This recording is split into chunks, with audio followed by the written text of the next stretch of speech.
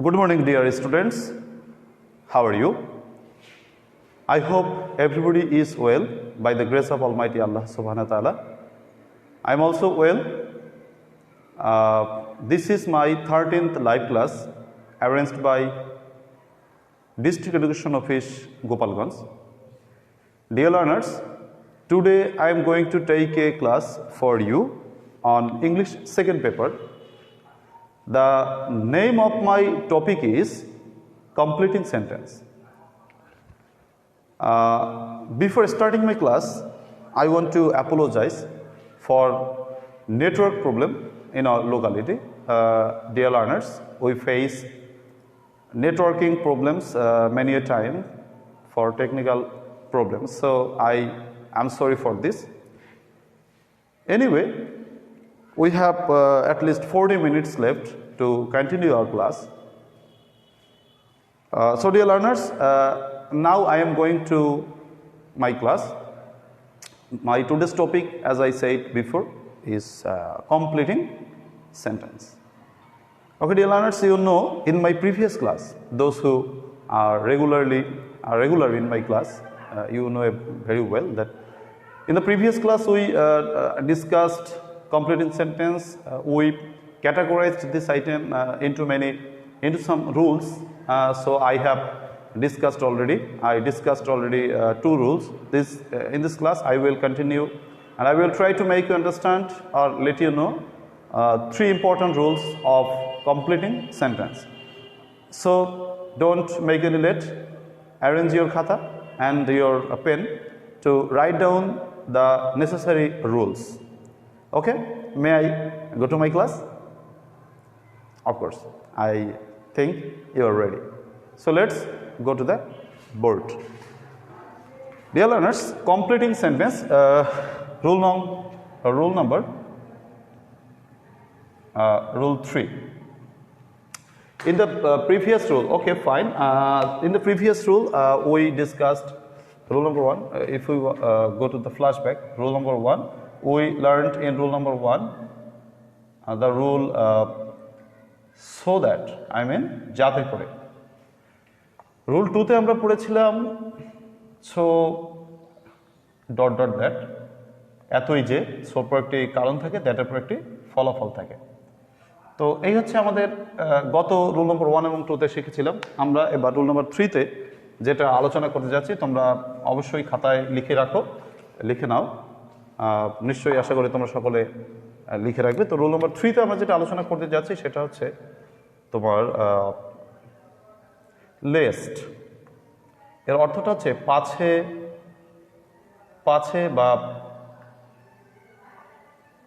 ভয় হয় যে, পাছে ভয় হয় যে। আচ্ছা, এই লেস্ট কথাটা কখন ব্যবহৃত হয়? লেস্ট কথাটা ব্যবহৃত হয় হচ্ছে তোমার কোনো একটা কাজ করতে গেলে আরেকটা কাজের যে ভয় নির্দেশ করে, কোনো একটা কাজ করতে গেলে আরেকটা কাজের যে ভয় নির্দেশ করে, আই মিন যে কাজের জন্য একটা কাজ করতে পারি না সেই কাজগুলোকে আমরা লেস্ট বলে থাকি। মানে সেক্ষেত্রে লেস্ট আমরা ব্যবহার করে থাকি। যেমন কেউ যদি বলে যে দ্রুত হাঁটো, পাছে ভয় হয় তুমি ট্রেনটাকে মিস করবে বা তুমি ক্লাসটাকে মিস করবে। অথবা যদি বলে যে ভালো করে পড়াশোনা করো, পাছে ভয় হয় যে তুমি পরীক্ষায় খারাপ রেজাল্ট না করো, বা পাছে ভয় হয় তুমি পরীক্ষায় খারাপ রেজাল্ট করে ফেলো। আচ্ছা, তুমি মাস্ক পরিধান করো যাতে পাছে ভয় হয় তুমি করোনা ভাইরাসে আক্রান্ত না হও। তুমি নিয়মিত ক্লাস করো, পাছে ভয় হয় তুমি তোমার প্রয়োজনীয় লেসনগুলো মিস না করো। তাহলে এরকম ক্ষেত্রে অর্থাৎ কোনো একটা কাজ করতে গেলে আরেকটা কাজ না করলে কি হবে, কি ফলাফল হতে পারে, এটার উপর ভিত্তি করে আমাদের যে আলোচনা সেটাই আমরা লেস্ট দিয়ে শূন্যস্থানটি মানে আমাদের বাক্য পূর্ণটা করতে পারি। তাহলে আমি কিছু সূত্র দিচ্ছি, তোমার মানে কিছু উদাহরণ দিচ্ছি। তো লেস্টের সূত্রটা আমরা একটা লিখি। লেস্টের সূত্রটা হচ্ছে তোমাকে একটা প্রথমে সেন্টেন্স থাকলো, ধরো একটা সেন্টেন্স তোমাকে দেয়া থাকলো, একটা ক্লোজ দেয়া থাকলো, সেন্টেন্স ঠিক না জাস্ট ক্লোজ। তোমাকে একটা ক্লোজ দেয়া থাকলো, আমি ক্লোজ লিখি, সেন্টেন্স লেখাটা সমীচীন হবে না। একটা ক্লোজ দেয়া থাকবে, ক্লোজের পরে ধরো একটা লেস্ট থাকবে, আর লেস্টের পরে তোমাকে একটা সাবজেক্ট প্রোভাইড করতে হবে। সাবজেক্ট প্রোভাইড করার পরে তোমাকে একটা শুড দিতে হবে। কেউ কেউ মাইটও ব্যবহার করে থাকেন, মাইটও ঠিক আছে। তারপরে তোমাকে দিতে হবে বেস ভার্ব, আচ্ছা, যেমন দেখো আমি যদি উদাহরণ দিই, একটা ক্লোজ আমি দিলাম তোমাদের, একটা ক্লোজ আমি সেট করি। দেখো প্রথম যদি আমি একটা ক্লোজ দিই যে ওয়াক ফাস্ট, দ্রুত হাঁটো, লেস্ট পাছে ভয় হয় যে you should miss your class, পাছে ভয় হয় তুমি তোমার ক্লাসটাকে মিস না করে ফেলো। তাহলে দেখো আমরা যদি এই বাক্যটাকে একটু বিশ্লেষণ করি, প্রথমে একটি ক্লোজ দিতে হয়, যে ক্লোজটা হচ্ছে ওয়ার্ক ফার্স্ট, এটা হচ্ছে তোমার ক্লোজ, তারপরে আমাদের সূত্রের লেস্ট, এরপরে সাবজেক্ট হচ্ছে ইউ, শুড দিলাম শুড, তারপর একটা বেস ভার্ব প্রোভাইড করতে হবে। আমি হাঁটছি, দ্রুত হাঁটছি কিসের ভয়তে? ক্লাসটাকে মিস করার ভয়তে। তাহলে আমার শুড দিলাম, শুড লেখার পরে বেস ভার্ব দেবো, বেস ভার্ব হচ্ছে মিস, এরপর অবজেক্টটা তুমি দিলা ইওর ক্লাস। এরকম যদি আরও বাক্য আমরা উদাহরণ দিই তোমাদেরকে আমি, যেমন পুট অন ওয়ার্ম ক্লোথস, গরম কাপড় পরিধান করো, পুট অন ওয়ার্ম ক্লোথস গরম কাপড় পরিধান করো, লেস্ট পাছে ভয় হয় you should catch cold, you should catch cold, পাছে ভয় হয় তোমার ঠান্ডা না লাগে। তাহলে এখানে দেখো আমাকে একটা ক্লোজ দেওয়া হয়েছে কি, পুট অন ওয়ার্ম ক্লোথস গরম কাপড় পরিধান করো, লেস্টের পরে আমাদেরকে একটা সাবজেক্ট দিতে হয়েছে ইউ, আমাদেরকে একটি মোডাল অক্সিলারি দিতে হয়েছে শুড, এবং আমাদেরকে একটি ভার্ব প্রোভাইড করতে হয়েছে ক্যাচ। আরও যদি উদাহরণ আমি তোমাদেরকে দেই, যেমন রিড অ্যাটেন্টিভলি মনোযোগ সহকারে পড়ো, মনোযোগ সহকারে পড়ো, লেস্ট পাশে ভয় হয় you should fail in the exam, পাশে ভয় হয় তুমি পরীক্ষায় ফেল না করে বসো। তাহলে সূত্র আমরা বুঝতে পেরেছি কিনা? সূত্রটা হচ্ছে আমাদের কি, প্রথমে একটা ক্লোজ দেওয়া থাকলো, রিড অ্যাটেন্টিভলি একটা ক্লোজ দেওয়া থাকলো, আমি এটা ইম্পারেটিভ সেন্টেন্স লিখেছি, দেখো এমনি অ্যাসার্টিভ সেন্টেন্সও থাকতে পারে। তো রিড অ্যাটেন্টিভলি মনোযোগ সহকারে পড়ো, lest you should fail in the exam, পাছে ভয় হয় তুমি পরীক্ষা ফেল না করে বসো। তাহলে আমাকে লেস্টের পরে একটা মানে ইউ দিতে হয়েছে, মানে সাবজেক্ট দিয়েছি, পাছে ভয় হয় তুমি ফেল না করে বসো, তুমি মানে ইউ, এরপর আমাদেরকে অক্সিলারি ভার্ব দিতে হয়েছে শুড, এরপরে আমাদের যে বেস ভার্ব সেটা হচ্ছে কি বলো, fail, lest you should fail in the exam. তাহলে এই যে তিনটা লেস্টের ক্ষেত্রে আমাদের যে সূত্র, আমি তোমাদেরকে আবার একটু বলছি। প্রথমে লেস্টের পরে একটি সাবজেক্ট প্রোভাইড করবে, প্রথম কথা, একটি শুড প্রদান করবে বা মাইট প্রদান করবে, এরপর তুমি বেস ভার্ব প্রদান করবে। আচ্ছা, এরপর যদি তোমার এক্সটেনশন কিছু প্রয়োজন হয়, অর্থ অনুসারে যেটা লাগে সেটা তুমি বসাবে। First you have to choose a subject, modal auxiliary I mean should, এবং শেষকালে তোমাকে একটা বেস ভার্ব বসাতে হবে। তিনটা জিনিস মাস্ট, এরপরে তুমি তোমার অর্থ অনুসারে যা বসাও। দেখি তোমরা আমার ক্লাসটি, তোমরা আমার সূত্রটি বুঝতে পেরেছো কিনা। যারা বুঝতে পেরেছো আমি প্রত্যাশা করি সকলে আমাকে উত্তরটি লিখে দেবে। আমি দুটি প্রশ্ন তোমাদেরকে জন্য হোমওয়ার্ক দিচ্ছি, এরপর আমি চেক করে নিচ্ছি তোমরা কে কে আমার সাথে আছো। আচ্ছা, তাহলে আমরা প্রত্যাশা করছি তোমরা লিখে উত্তর দুটো লেখো, দুটো প্রশ্নের উত্তর লেখো, শুধু উত্তর লিখলেই হবে, তোমাদের পুরো বাক্য ওঠানোর দরকার নেই। আমি দিচ্ছি, যেমন টেক ইওর আমব্রেলা, তোমার ছাতাটা তোমার সাথে রাখো, লেস্ট পাশে ভয় হয় যে ড্যাশ, একটা বাক্য। আরেকটা হচ্ছে ধরো দিলাম আমি যে দি ওল্ড ম্যান, বৃদ্ধ লোকটি, ওয়াকস স্লোলি, বৃদ্ধ লোকটি আস্তে আস্তে হাঁটে, লেস্ট পাছে ভয় হয় যে ড্যাশ। আচ্ছা, তাহলে দুটো বাক্য তোমরা একটু পূরণ করে আমাকে দেখাও। টেক ইউর আমব্রেলা, তোমার ছাতাটা তুমি নিয়ে চলো, লেস্ট পাছে ভয় হয় যে ড্যাশ। এরপরে দি ওল্ড ম্যান ওয়াক্স স্লোলি, বৃদ্ধ লোকটি আস্তে আস্তে হাঁটে, লেস্ট পাছে ভয় হয় যে ড্যাশ। আচ্ছা, এই দুটি প্রশ্ন উত্তর দাও। আমি তোমাদেরকে সময় দিচ্ছি 1 মিনিট। তোমরা প্রশ্নের উত্তরগুলো আমাকে লিখে দাও, আমি তোমাদের এগুলো চেক করি। আর এবং আমি একটু চেক করে দেখতে চাই যে আমার সাথে তোমরা কে কে রয়েছো বন্ধুরা। আচ্ছা, ওকে,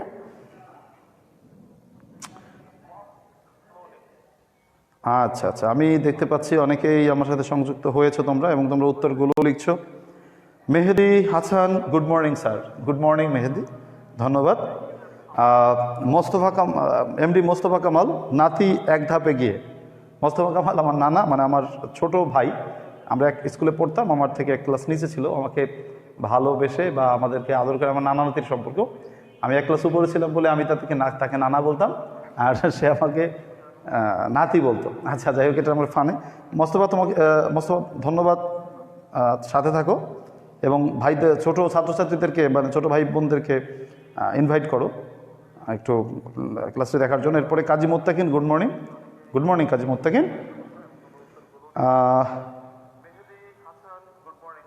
আচ্ছা এরপরে দেখতে পাচ্ছি মেহেদি হাসান স্যার, কেমন আছেন? আলহামদুলিল্লাহ, আল্লাহ তাআলা তার বান্দাকে যেভাবে রাখে ভালো আছি। তুমি কেমন আছো মেহেদি? আমাকে বলে জানাও। আচ্ছা মেহেদি অবশ্য বলে দিয়েছে আমাকে আনসার দিদাগের, সেটা হচ্ছে আচ্ছা আমার সাথে হাবিব মোল্লা যুক্ত হয়েছে, এমডি হাবিব মোল্লা। আচ্ছা গুড, আমি অনেক ধন্যবাদ সকলকে আমার সাথে যুক্ত হওয়ার জন্য। আমি দেখতে পাচ্ছি তাহলে আমি মেহেদি এবং হাবিব মোল্লার আনসার কিন্তু আমি পেয়ে গেছি। তার জন্য আমি যেটা এখন করতে চাই, আমি আমার ক্লাসের দিকে আগাতে চাচ্ছি। দেখো তো আমি আমার মোবাইলটা রাখছি এখানে। আচ্ছা তো এখন যেটা বলছিলাম, তোমরা যারা উত্তর দিয়েছো, আমি দেখতে পাচ্ছি যে মেহেদি আমাকে উত্তর দিয়েছে। আচ্ছা মেহেদি আমাকে উত্তর দিয়েছে যে কি উত্তর দিয়েছে আমাকে? আচ্ছা দিদাকে ইউ শুড গেট ওয়েট। আচ্ছা ইউ শুড গেট ওয়েট। আচ্ছা গুড, দারুণ উত্তর। টেক ইউর আমব্রেলা, তোমার ছাতাটা তোমার সাথে নিয়ে চলো। লেস্ট পাছে ভয় হয়, ইউ শুড আচ্ছা get wet. That's good answer. I am fully satisfied with your answer. আচ্ছা তো ইউ শুড গেট ওয়েট, পাছে ভয় হয় তুমি ভিজে না যাও। এরপরে দি ওল্ড ম্যান ওয়াক স্লোলি, বৃদ্ধ লোকটি আস্তে আস্তে হাঁটে, পাছে ভয় হয় যে। এটার উত্তর অবশ্য পাইনি, দেখি এটার উত্তর কেউ দেয় কিনা। গুড, দারুণ উত্তর। মেহেদি দারুণ উত্তর দিয়েছে। মেহেদি বলে ফেলেছে ইদাকের উত্তর, হি শুড স্টাম্বেল। মেহেদি খুব ভালো ছেলে, আমাদের প্রতিটি লাইভ ক্লাসে, প্রতি স্যারের লাইভ ক্লাসে থাকার চেষ্টা করে। মেহেদিকে ধন্যবাদ জানাই। মেহেদির জন্য সকলে শুভকামনা জানাই দেবেন যদি পারেন। আচ্ছা তো দেখেন এখানে আমরা যেটা বলছিলাম, মেহেদি বলেছে যে he should stumble. Good. The old man walk slowly, বৃদ্ধ লোকটি আস্তে আস্তে হাঁটে, পাছে ভয় হয় যে। He should স্টাম্বেল। স্টাম্বেল মানে হচ্ছে হোঁচট খাওয়া। তো মেহেদি খুব সুন্দর একটি উত্তর লিখেছে, লেস্ট হি শুড স্টাম্বেল। অনেক ধন্যবাদ। মানসুর আক্তার আনন্দী, সে আমাকে বলে দিয়েছে এক্সিলেন্ট ক্লাস। কৃতজ্ঞতা প্রকাশ করছি মানসুরা আক্তার আনন্দীকে। আচ্ছা তো আমি তাহলে সকলকে ধন্যবাদ, সকলে আমার ক্লাসটি উপভোগ করতে থাকো। তাহলে রুল নম্বর 1 কিন্তু আমরা শেষ করে ফেলেছি বন্ধুরা। এবার আমরা চলে যাব রুল নম্বর 2-তে, মানে সরি রুল নম্বর 3 আমরা শেষ করে ফেলেছি, আমরা রুল নম্বর 4-এ চলে যাব। আচ্ছা তো রুল নম্বর 4-এ যেটা আলোচনা করতে যাচ্ছি আমরা, দেখো আমরা 3 নম্বর আমরা লেস্ট আলোচনা করছি। এবার রুল নম্বর 4-এ যেটা আলোচনা করবো সেটা দেখো সবাই। আচ্ছা রুল নম্বর 4। আচ্ছা রুল নম্বর 4-এ আমাদের টাইটেলটা হচ্ছে ইট ইজ টাইম অথবা ইট ইজ হাই টাইম। আচ্ছা আমরা দুটি কথার অর্থটা খুব জানি, দুটি ক্লোজের। একটা ইট ইজ টাইম, এর অর্থ হচ্ছে এখনই সময়।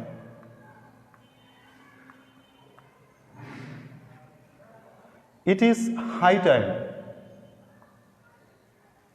এর অর্থ হচ্ছে এখনই উত্তম সময়। আচ্ছা দেখো ইট ইজ টাইম কথাটা হচ্ছে এখনই সময় হলো, অর্থাৎ একটা কাজ করার সময় হয়েছে, এটা বুঝাতে ইট ইজ টাইম বসে। আর ইট ইজ হাই টাইম মানে হচ্ছে এখনই উত্তম সময়, অর্থাৎ কোনো একটা কাজ করার জন্য এখনই করা উচিত, না হলে লেট হয়ে যাবে বা সমস্যা হয়ে যাবে, তখন আমরা ইট ইজ হাই টাইম ব্যবহার করি। আর একটা কাজ করার সময় হয়েছে বুঝাতে ইট ইজ টাইম। সহজ কথা, ইট ইজ টাইম মানে এখনই সময়, আর ইট ইজ হাই টাইম মানে এখনই উত্তম সময়। তো আমাদের একটা কমন ব্যাপার হচ্ছে এই দুটোর অর্থ একটু ভিন্ন হলেও ইট ইজ টাইম এটা হচ্ছে তোমার স্বাভাবিক কথা, ইট ইজ টাইম, আর ইট ইজ হাই টাইম এখন উত্তম সময়। হাইটা হচ্ছে একটা টাইমের আগে মডিফাই করেছে টাইমকে, অর্থাৎ একটি ইন্টেন্সিফাই করেছে, তীব্রতা প্রকাশ করেছে। তো দেখো এই দুটোর সাথে একটা কমন ব্যাপার আছে যে আমরা সূত্রটা যদি লিখি, ইট ইজ টাইম অথবা ইট ইজ হাই টাইমের পরে তোমার যদি শূন্যস্থান থাকে, তোমাকে অবশ্যই একটা শূন্যস্থান পাস্ট ইনডিফিনিট টেন্স দিয়ে পূরণ করবে। Past indefinite tense, subject plus মূল ভার্বের পাস্ট ফর্ম প্লাস অবজেক্ট, এটা দিয়ে বা এক্সটেনশন দিয়ে তুমি পূরণ করবে। যেমন আমি একটা বাক্য লিখি যে ইট ইজ টাইম, এখনই সময় হলো, উই চেঞ্জড, আমরা পরিবর্তন করে ফেলি আওয়ার ব্যাড হ্যাবিটস, আমাদের খাদ্যের অভ্যাসগুলোকে আমরা পরিবর্তন করে ফেলি। তাহলে দেখো we changed our bad habits.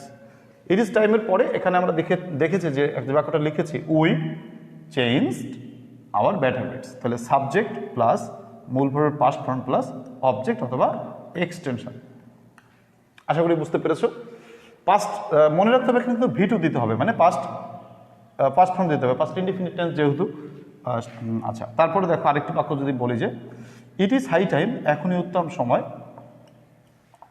We went, আমরা যাই, টু প্লে ক্রিকেট, চলো আমরা ক্রিকেট খেলতে যাই, এখনই তার উত্তম সময়। শীত চলে আসছে, শীতের সময় তোমরা সবাই জানো যে শীতের সময় মানে হচ্ছে তোমার ক্রিকেটের সময়। ক্রিকেট আমার সব থেকে প্রিয় খেলা। তোমরা তোমাদের প্রিয় খেলার নামটা আমাকে জানিয়ে দাও তো, কার কি প্রিয় খেলা একটু দেখি আমি। আমার প্রিয় খেলার নাম হচ্ছে ক্রিকেট। আমি ক্রিকেট খেলা খুব পছন্দ করি। আমি অবশ্য ফুটবল খেলা পছন্দ করি না, মানে ফুটবল খেলা আমার ভালো লাগে না, ততটা আমাকে অ্যাট্রাক্ট করে না, আমি এর জন্য ফুটবল খেলা খুব একটা দেখি না। দেখি তোমাদের কার কি পছন্দ খেলা, আর সব থেকে বেস্ট তোমাদের ভালো পছন্দের ক্রিকেটারকে আমাকে জানাও তো, দেখি একটু দেখি তোমাদের কার কি মানে পছন্দের ক্রিকেটারকে। আমার পছন্দের ক্রিকেটার আমি যদি বলি বাংলাদেশ থেকে আমার পছন্দের ক্রিকেটার আলবৎ সকলের যে প্রিয় খেলোয়াড়, আমারও সেই প্রিয় খেলোয়াড় মাশরাফি বিন মুর্তজা, এবং আমার যে প্রিয় খেলোয়াড় আর সেকেন্ডে যদি বলি মোহাম্মদ আশরাফুল, যদি এখন সে খেলে না, কিন্তু আমার প্রিয় খেলোয়াড় হচ্ছে মাশরাফি বিন মুর্তজা এবং আশরাফুল। আর যদি বাংলাদেশের বাইরে বলি আমার প্রিয় খেলোয়াড় শহীদ আফ্রিদি, পাকিস্তানের একজন লেগ স্পিনার। তারপরে তোমার হ্যাঁ শহীদ আফ্রিদিকে খুব ভালো লাগে। আর আরেকজন খেলোয়াড় ছিল নসিম আকরাম, তাকে খুব ভালো লাগতো। তোমাদের প্রিয় খেলোয়াড়কে জানিয়ে দিও আমাকে। আচ্ছা যাই হোক, তো আমরা ক্লাসের দিকে চলে যাই। আর তোমরা দেখো বোঝো কিনা যে এখানে কি বলো পাস্ট, আমরা ক্রিকেট খেলার সময় চলে এসেছে। দেখো তাহলে এখনই উত্তম সময়, আমরা কি করি ক্রিকেট খেলি। কীভাবে বাক্যটা তৈরি করেছি, প্রসঙ্গত আগে সাবজেক্ট দিয়েছি উই, আমার V2টা হচ্ছে ওয়েন্ট V2, আর অবজেক্ট হচ্ছে টু প্লে ক্রিকেট। তাহলে আমরা আশা করি প্রশ্নটি তোমরা বুঝতে পেরেছো। আমি তোমাদেরকে দুটি বাক্য দিচ্ছি, তোমরা দেখি কে কি পারো কিনা বা তোমরা বুঝছো কিনা তোমার সূত্রগুলো। যেমন দেখো আমি সি নম্বরে একটা প্রশ্ন তোমাদেরকে আমি দিচ্ছি, ড্রপ করছি। আমি অবশ্য কনটেক্সট দিয়ে দিচ্ছি, যেমন যে sorry it is high time, it is time, এখনই সময় হলো, উই ড্যাশ করোনা ভাইরাস। আচ্ছা এই একটা তোমরা দেখি পূরণ করো তো কে কি পারো, যে ইট ইজ হাই টাইম, এখনই উত্তম সময়, we dash to respect our martyred freedom fighters. এই দুটি প্রশ্নের উত্তর আমাকে ঝটপট তোমরা লিখে ফেলো, আমি তোমাদের চেক করি তোমরা কে কে আমার সাথে রয়েছে। আচ্ছা আমি দেখতে পাচ্ছি, আচ্ছা গুড, আমার কাছে চলে এসেছে তৌসিফ, অবশ্য উত্তরটা দিয়েছে মুশফিকুর রহমান। হ্যাঁ মুশফিকুর রহমানও সকলের প্রিয়। আসলে বাংলাদেশের প্রতিটা খেলোয়াড়ই যার সবার কাছে প্রিয়। বাংলাদেশের ক্রিকেটের প্রতিটি খেলোয়াড় আমার মনে হয় প্রতিটি খেলোয়াড়ই সকলের, মানে আমার তো খুব প্রাণের খুব কাছাকাছি। এদের কাকে রেখে যে কাকে ভালো বলবো এর কোনো আসলে মানে প্রশ্নই ওঠে না। তবে আমার কাছে মাশরাফিকে সব থেকে বেশি ভালো লাগে। অবশ্যই তৌসিফের কাছে শুনে নিলাম, সে মুশফিকুর রহমানের কথা বলছে। আচ্ছা থ্যাংক ইউ সকলকে। তোমরা এই দুটি প্রশ্ন উত্তর একটু চেষ্টা করো তো। ইট ইজ হাই টাইম, এখনই ইট ইজ টাইম, এখনই সময় হলো, উই ড্যাশ করোনা ভাইরাস, আমরা করোনা ভাইরাসকে ড্যাশ করি। It is high time we dash to respect our martyred freedom fighters. দেখি তোমরা একটু চেষ্টা করো তো ক্লাসটা মানে উত্তরটা তোমরা করতে পারছো কিনা। আচ্ছা দেখে আশা করি তোমরা উত্তর করতে পারবে। আমি একটু দেখে নিচ্ছি। তো বন্ধুরা আসলে ব্যাপারটা হচ্ছে কি, একটু শীতের পরিবেশ, শীতের আবহাওয়া, এই সময়টা কিন্তু আসলে করোনা ভাইরাসের জন্য খুবই ডেঞ্জারাস, খুব বিপজ্জনক। তোমরা অবশ্যই স্বাস্থ্যবিধি মেনে চলবে, এবং তোমাদের কিন্তু চলমান সময় অ্যাসাইনমেন্টের কাজ চলছে। এই অ্যাসাইনমেন্টগুলোকে তোমরা আগে প্রথমে বইটা পড়বে, পাঠ্যপুস্তকটা পড়বে, পাঠ্যপুস্তক পড়ার পরে পড়ার পরে তোমরা যেটা হবে সেটা হচ্ছে পাঠ্যপুস্তক পড়ার পরে তুমি নিজে বুঝে বুঝে লেখার চেষ্টা করবে। যদি ধরো আটকে গেছো, বুঝো নাই, তখন তুমি ইন্টারনেট থেকে সার্চ দিয়ে দেখতে পারো। মানে তোমার সেখানে অ্যাসাইনমেন্ট সম্পর্কে তুমি একটা তথ্য পাবে, মানে তোমাকে বুঝাইতে হবে যে টপিকটা তুমি বুঝতে পারোনি, সেই টপিকটা বোঝার জন্য তুমি ইন্টারনেটে সার্চ দিতে পারো। যেমন আমার নিজস্ব একটি চ্যানেল রয়েছে আরিফ এডুকেয়ার চ্যানেলে তুমি গিয়ে তোমার অ্যাসাইনমেন্ট সম্পর্কে যদি কোথাও বুঝে তুমি আটকে যাও, তাহলে তুমি হেল্পটা নিতে পারো। তবে হ্যাঁ, একটা কথা তোমাদেরকে বলবো বন্ধুরা, সতর্কতার সাথে, যে কোনো লেখা থেকে হুবহু তুমি দেখে না বুঝে কপি করে অ্যাসাইনমেন্টে লিখবে না বুঝে। এটা করাটা কোনো মতেই ঠিক হবে না, এটা আসলেই করা ঠিক না, কোনো মতেই করা ঠিক না। তোমরা এটা করবে না। তোমরা দেখবে যে ইউটিউবে বা বিভিন্ন জায়গায় অনেক হুবহু আনসার পাওয়া যাচ্ছে, খুবই আনফর্চুনেটলি, কিন্তু সেটা তোমরা হুবহু না লিখে তুমি বিভিন্নটা দেখতে পারো, তুমি ব্যাখ্যাটা নিতে পারো যেখানে কি আলোচনা করছে, এরপর তুমি তোমার সৃজনশীলতাকে কাজে লাগিয়ে তুমি দেখতে পারো। তো এটাই তোমাদেরকে বললাম, অ্যাসাইনমেন্টগুলো চলছে তোমাদের, এভাবে তোমরা অ্যাসাইনমেন্টগুলো করবে। তো আমি দেখতে পাচ্ছি যে তোমরা আমাকে উত্তর দিয়েছো। দেখি এই দুটোর উত্তরকে তোমরা আমাকে কি দিয়েছো আমি একটু চেক করে নিচ্ছি। এরপর আমরা আমাদের রুল নম্বর 5-এ চলে যাব। রুল নম্বর 5টা হচ্ছে বেশি গুরুত্বপূর্ণ একটা ব্যাপার, অনেক জরুরি এবং গুরুত্বপূর্ণ ব্যাপার। রুল নম্বর 5-এ আমরা চলে যাচ্ছি একটু পরেই। আচ্ছা, মেহেদি হাসানের প্রিয় খেলোয়াড় মাশরাফি বিন মুর্তজা আমার সাথে ম্যাচ করেছে। ধন্যবাদ সকলকে, ধন্যবাদ। আসলে আমাদের প্রিয় খেলোয়াড়দেরকে আমরা সবাই ভালোবাসি। যাই হোক, আর কথা না বাড়িয়ে আমি তোমাদের আনসারটা এখনও পাইনি, হয়তো তোমরা করেছো কিন্তু নেটে হয়তো বা আসেনি। আচ্ছা, সমস্যা নেই। আচ্ছা, গুড। আমি তাহলে তোমাদেরকে আনসারটা দেখো, আমি একটু তোমাদেরকে হেল্প করে দিচ্ছি। ইট ইজ টাইম, এখনই সময়। উই ড্যাশ করোনা ভাইরাস, আমরা করোনা ভাইরাসকে ড্যাশ করি, কী করি?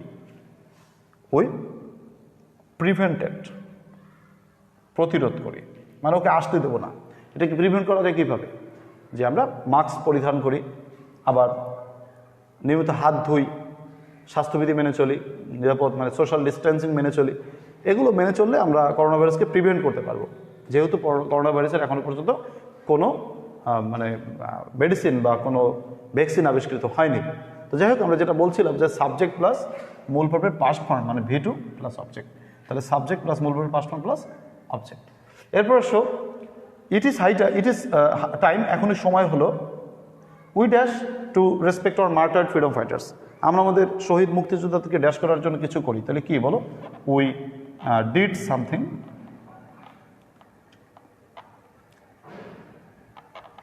We did something to respect our martyred freedom fighters. আমরা কিন্তু কি বসিয়েছে দেখো, সাবজেক্ট প্লাস মূল verb past form plus object, subject plus মূল verb past form plus object. এটা হচ্ছে পাস্ট ইনডিফিনিট টেন্স। এটা দেখো, সাবজেক্ট প্লাস মূল verb past form plus object, subject plus মূল verb past form plus object.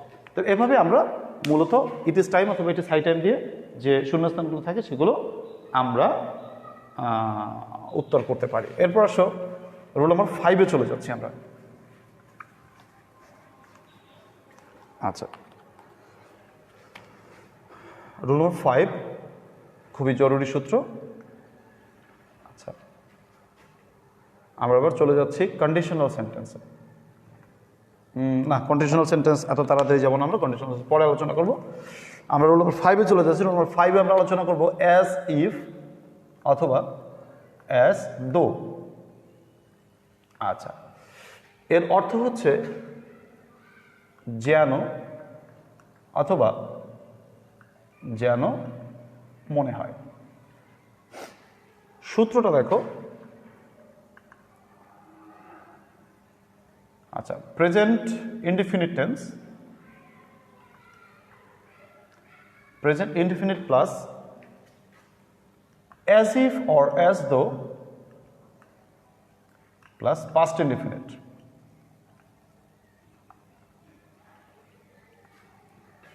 আবার past indefinite plus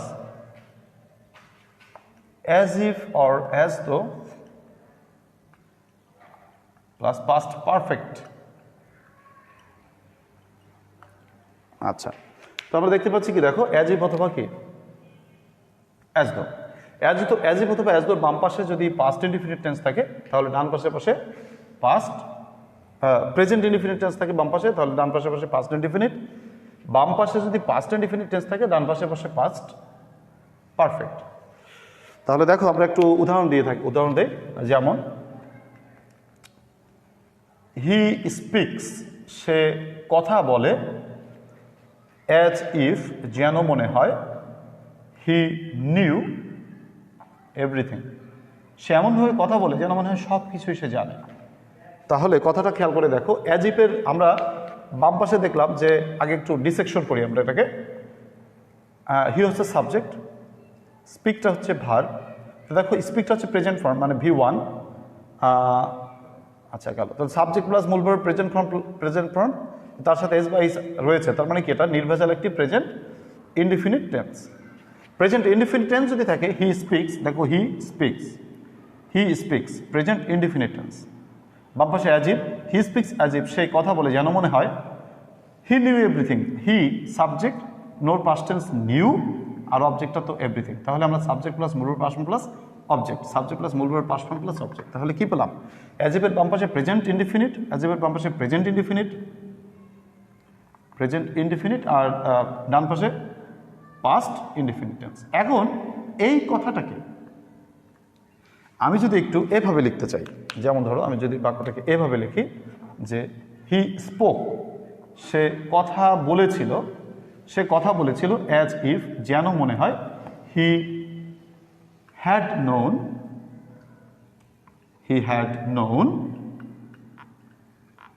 everything, সে কথা বলেছিল যেন মনে হয় সে সব কিছুই জানে। তার মানে কি দেখলাম আমরা, যে অ্যাজ ইফের বাম পাশে বসছে কি বলো, অ্যাজ ইফের বাম পাশে বসছে হি স্পোক। এবার যদি আমরা হি স্পোক কথাটা কি, আগেটা ছিল হি স্পিক্স, মানে সাবজেক্ট প্লাস মূল ভার্ব প্রেজেন্ট ফর্ম। এবার দেখো সাবজেক্ট প্লাস মূল ভার্বের পাস্ট ফর্ম, মানে হি স্পোক, এটা ছিল হি স্পিক্স, এটা হচ্ছে হি স্পোক। তাহলে এটা হচ্ছে তোমার প্রথম বাক্যটাই, উদাহরণটা হচ্ছে প্রেজেন্ট ইনডিফিনিট টেন্স, দ্বিতীয় বাক্যটার উদাহরণ হচ্ছে he spoke past indefinite tense. তাহলে ডান পাশে আগের বাক্যটা ছিল তোমার পাস্ট ইনডিফিনিট, এবার হবে পাস্ট পারফেক্ট। পাস্ট পারফেক্ট গঠন কি? সাবজেক্ট প্লাস হ্যাড প্লাস পূর্বের past plus past participle plus object. তাহলে হি স্পোক, সে কথা বলেছিল, অ্যাজ ইফ, যেন মনে হয়, হি হ্যাড নোন এভরিথিং। তাহলে আমরা আশা করি বুঝতে পেরেছি। দেখো তাহলে হি স্পিক্স, সে কথা বলে, অ্যাজ ইফ, যেন মনে হয়, he knew everything. He spoke, সে কথা বলতো, অ্যাজ ইফ, যেন মনে হয়, হি হ্যাড নোন এভরিথিং, সে সব কিছুই জানতো। তাহলে আমরা দেখতে পেলাম যে অ্যাজ ইফের বাম পাশে যদি প্রেজেন্ট ইনডিফিনিট টেন্স থাকে, ডান পাশে পাস্ট ইনডিফিনিট। অ্যাজ ইফের বাম পাশে যদি পাস্ট ইনডিফিনিট টেন্স থাকে, ডান পাশে পাস্ট পারফেক্ট। তোমরা আরও কিছু উদাহরণ লক্ষ্য করো, যেমন দেখো যে জসিম আচরণ করে, অ্যাজ ইফ, যেন মনে হয়, ড্যাশ। তোমরা এটার উত্তরটা পারলে করো তো, আমাকে একটু দাও জানাইয়া। যেমন জসিম আচরণ করেছিল, অ্যাজ দো, যেন মনে হয়, ড্যাশ। আচ্ছা, জসিম আচরণ করেছিল যেন মনে হয় ড্যাশ। তোমরা আমাকে ঝটপট উত্তরটা লিখে দাও তো। জসিম আচরণ করে, অ্যাজ ইফ, যেন মনে হয়। আবার জসিম আচরণ করেছিল, অ্যাজ দো, যেন মনে হয়। আর একটা উদাহরণ দিচ্ছি, যে তোমার তুহিন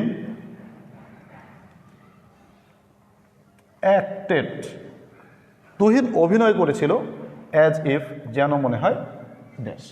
এই তিনটি বাক্যের উত্তর তোমরা আমাকে একটু করে দাও তো, দেখি তোমরা আমার এই সূত্রটা বুঝতে পারছো কিনা। আমি আশা করি আমার স্টুডেন্টগুলো খুবই রেসপন্সিবল, তারা খুবই দায়িত্বশীল এবং তারা দায়িত্বশীলতার সাথে পড়াশোনা করে। আচ্ছা, এরপরে আমাকে হাবিব মোল্লা বলেছিল, শৌট, বোধহয় আগের প্রশ্নটা লিখেছো। হাবিব মোল্লাকে অনেক ধন্যবাদ কোঅপারেট করার জন্য, অবশ্যই অনেক ধন্যবাদ। এরপরে এসো মেহেদি হাসান বলছে সুপার, তোমাকেও সুপার দিলাম আমি। এরপরে হাবিব মোল্লা আবার বলছে he wore a mat, good. আচ্ছা, আমি একটু উত্তরগুলো পড়ছি। আমাকে আরও করছে আরিয়ান আশিক বলেছে I love you sir, love you too dear. তোমরা সোনামণি, তোমরা কাছের ভাই ব্রাদার, সকলকে ভালোবাসি, সকলকে ধন্যবাদ। তো এখানে আচ্ছা দেখতে পাচ্ছি এমডি হাবিব মোল্লা বোধহয় জসিমের কথা বলেছে, জসিম আচরণ করে, অ্যাজ ইফ, যেন মনে হয়, হি ওয়ার ম্যাড। হাবিব মোল্লাকে আমরা কি করতে পারি, একটা হিউজ থ্যাঙ্কস দিতে পারি। দারুণ একটি উত্তর করেছে এবং খুব প্রাসঙ্গিক উত্তর করেছে এবং খুব কারেক্ট আনসার করেছে। ধন্যবাদ হাবিব মোল্লাকে। তো জসিম বিহেভস, জসিম আচরণ করে, কেমন আচরণ করে? অ্যাজ ইফ যেন মনে হয় হি ওয়ার ম্যাড। আচ্ছা, তোমাদের এখানে একটা প্রশ্ন হতে পারে যে স্যার এখানে আপনি কি করলেন যে হির পরে ওয়ার দিলেন কেন? পাস্ট ইনডিফিনিট যদি হয় তাহলে হির কিন্তু ওয়াজ বসা উচিত, হি ওয়াজ রাইট, এটা বলা উচিত না। তাহলে হাবিব মোল্লার কি ভুল হয়েছে? তোমার বলো তো হাবিব মোল্লার ভুল হয়েছে কিনা? হাবিব বলো তোমার মানে ভুল হয়েছে কিনা? হাবিবের ভুল হয় নাই, হাবিব ঠিক আছে। এটা তোমাদেরও জানা দরকার, আমাদেরও জানা দরকার। সেটা কি? অ্যাজিপের পরে অ্যাজিপ হচ্ছে একটা কল্পনা প্রকাশ করে, সাবজাংটিভ যেটাকে ইংরেজিতে বলে। তো এই যে কল্পনা প্রকাশ করলে একটু এক্সেপশনাল ভার্ব হয়, যেমন ধরো ওয়ার হয়, হির জন্য ওয়ার হয়, আয়ের জন্য হয় ওয়ার হয়, উইর জন্য ওয়ার হয়, দের জন্য ওয়ার হয়। কি বলো? কল্পনা প্রকাশ করে। যেমন যদি বলো if I were a bird, আমি যদি পাখি হতাম, অথবা I wish I were A president, আমি যদি রাষ্ট্রপতি হতাম রে। এই যদি তুমি আক্ষেপ করো, কল্পনা করো, যে এই কল্পনার ক্ষেত্রে সাবজেক্টিভ বসে, অর্থাৎ সাবজেক্টিভের জন্য ভার্ব বসে ওয়ার। হাবিব ঠিক বলেছে। এরপরে দেখি পরের আনসারটা আমাকে করে দিচ্ছে কিনা। আচ্ছা, ও আচ্ছা, এটা কিন্তু মেহেদির আনসারটা করেছিল। মেহেদির জন্য একটি হিউজ থ্যাঙ্কস। আচ্ছা, এরপরে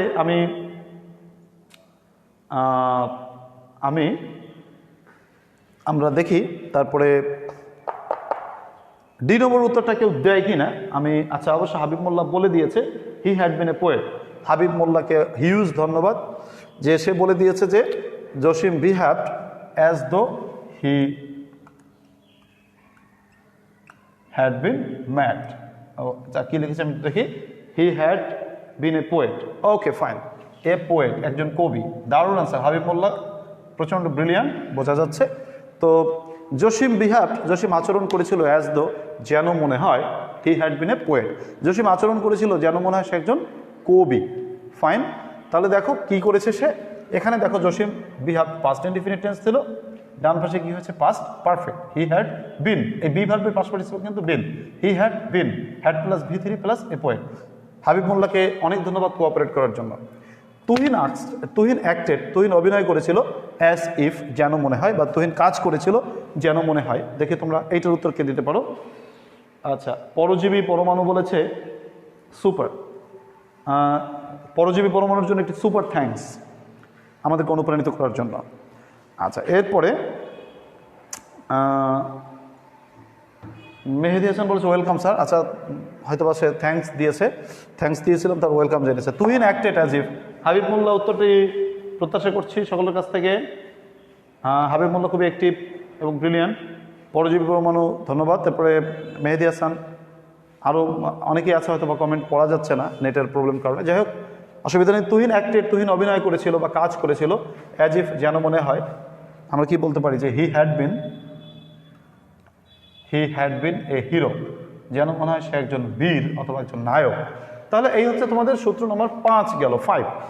আমরা আজকে আলোচনা করলাম তিনটি সূত্র আলোচনা করলাম। রুল নম্বর 3-তে আলোচনা করলাম হচ্ছে তোমার লেস্ট।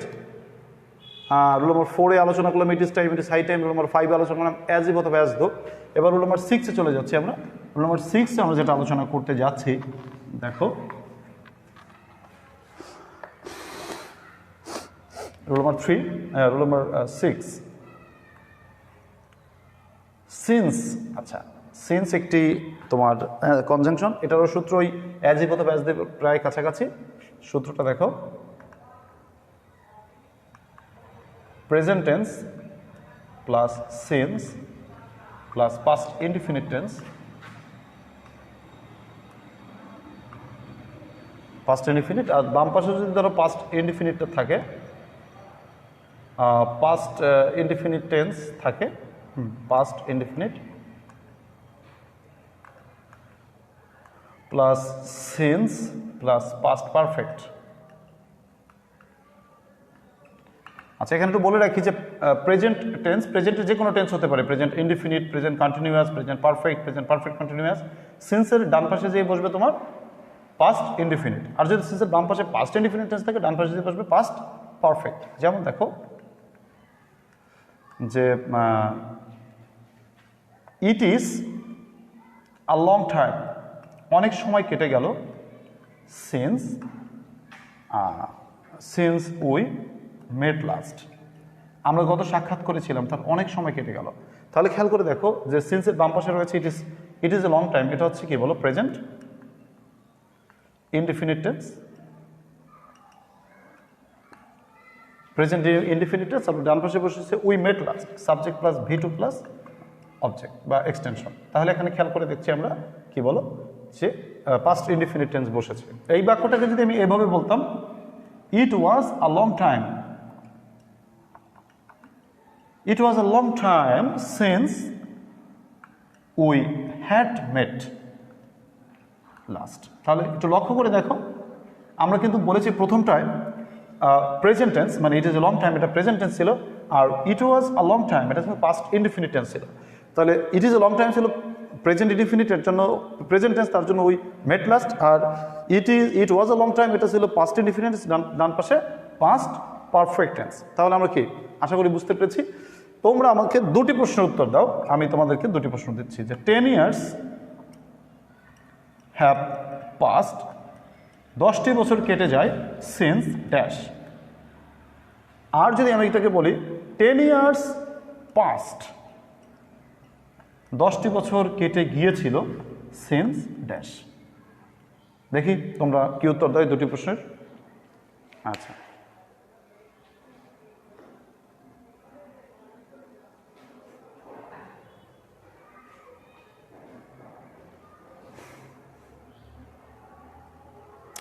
তোমরা আমাকে উত্তরটা ঝটপট বলে দাও।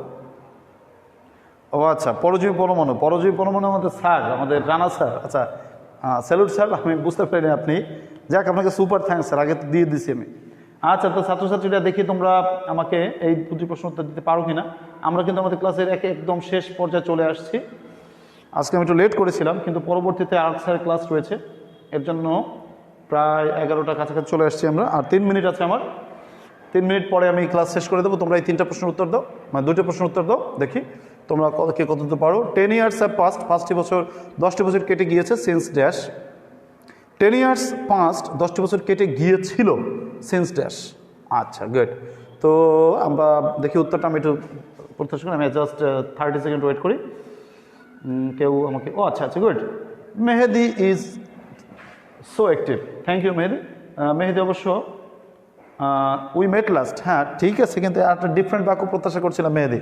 হয়েছে, তোমাকে থ্যাঙ্কস, তোমার জন্য হিউজ থ্যাঙ্কস, কিন্তু আমি আর একটু ডিফারেন্ট আনসার প্রত্যাশা করেছিলাম। তুমি দিদাগের প্রশ্নের উত্তরটা একটু ডিফারেন্ট দাও। তাহলে আমরা কিন্তু এভাবে বলতে পারতাম, মেহেদি বলেছে উই মেট লাস্ট না বলে আমি একটু ডিফারেন্ট কিছু ব্যবহার করি, যেমন সিন্স হি ডায়েড। তাহলে 10 years হ্যাভ পাস্ট, 5টি বছর কেটে গিয়েছে সিন্স হি ডায়েড, সে মারা গিয়েছে। দিদাগের উত্তরটা বলে দাও। 10 years পাস্ট, 10টি বছর কেটে গেল since dash, past perfect tense বসবে। তাহলে হি, আচ্ছা, তৌসিফ বলেছে উই সিন হিম। তৌসিফ ধন্যবাদ বাবা, কিন্তু তৌসিফ তুমি একটা কাজ করো, উই সিন হিম এর হ্যাড দাও, কারণ এটা পাস্ট পারফেক্ট টেন্সে পূরণ করো, উই সিন না বলে উই হ্যাড সিন। আচ্ছা আচ্ছা, গুড। এবার তাহলে আমরা দিদাকে উত্তরটা বলতে পারি যে 10 years পাস্ট, 10টি বছর কেটে গিয়েছিল সিন্স হি ডায়েড, সে মারা গিয়েছিল। তা since he had died, sorry, he had died. তাহলে এটা হচ্ছে তোমার কোন টেন্স? Past perfect tense. তাহলে বন্ধুরা বোঝা গেল, সিন্সের বাম পাশে যদি প্রেজেন্ট টেন্স থাকে, ডান পাশে পাস্ট ইনডিফিনিট টেন্স, বাম পাশে যদি পাস্ট টেন্স থাকে, ডান পাশে past perfect tense. This is all for today. আজকে আর নয়, আমরা আগামী ক্লাসে ইনশাআল্লাহ আমরা কমপ্লিটিং সেন্টেন্সের পরবর্তী সূত্রগুলোকে আলোচনা করব। ততক্ষণ পর্যন্ত সকলে ভালো থেকো। মহান আল্লাহ রাব্বুল আলামিন সকলকে ভালো রাখুক। মহান আল্লাহ তাআলা আমাদেরকে সুস্থ পরিবেশ দান করুক। এবং যে তোমাদের কাছে যেটা রিকোয়েস্ট করবো সেটা হচ্ছে, তোমাদের বাড়িতে বসে যারা ক্লাস 10-এ আছো, তোমাদের প্রত্যাশা করি তোমাদের যত সময় পরীক্ষাটা হবে, তো তোমরা সেই পরীক্ষার জন্য বাড়িতে বসে খুব সুন্দরভাবে লেখাপড়া করবে এবং সরকার কীরকম নির্দেশমালা দিয়ে থাকে সেটা খেয়াল করবে। এটা হচ্ছে 10-এর জন্য। 6 থেকে 9 পর্যন্ত যারা আমার ক্লাসটিকে উপভোগ করছো তাদেরকে বলবো, প্লিজ তোমরা অ্যাসাইনমেন্টগুলোকে খুব সুন্দরভাবে করে যথাসময়ে স্যারদের কাছে জমা দেবে। অ্যান্ড অফকোর্স কারোর থেকে কপি করে নয়, নিজের মেধা এবং মননকে কাজে লাগিয়ে, হোক সে খারাপ, হোক একটু দুর্বল, অসুবিধা নেই, নিজের মেধাকে তুমি কাজে লাগাও। আজকে এ পর্যন্তই আমাদের ক্লাস। পরবর্তীতে আরও একটি স্যারের ক্লাস রয়েছে, তোমরা অবশ্যই সেই ক্লাসে পার্টিসিপেট করবে। সেই প্রত্যাশা রেখে আমি আজকে তোমাদের এই ক্লাস থেকে, আজকের আমার 13তম লাইভ ক্লাস থেকে বিদায় নিচ্ছি। আল্লাহ হাফেজ, সকলে ভালো থেকো।